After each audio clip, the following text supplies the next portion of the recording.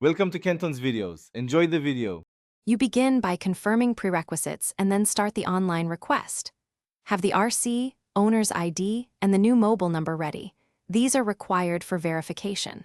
Once logged into Vahan or Paravahan, choose the Update Mobile or Contact Details option and enter the vehicle registration number. Make sure you type the new number carefully.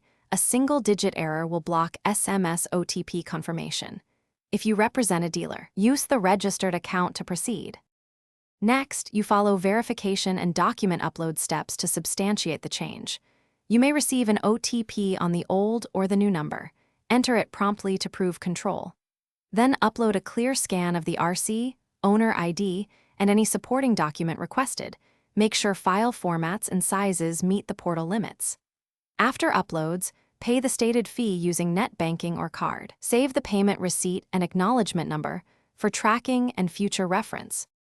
To finish, you confirm the update and monitor processing. Once submitted, wait for the approval SMS. Alternatively, check the application status with your acknowledgement ID on the portal. If OTPs fail, request a resend, toggle airplane mode, or try a different network. Make sure DND settings are not blocking messages. If the portal shows errors or approval is delayed past the stated SLA, contact the RTO help desk with your ID and payment receipt.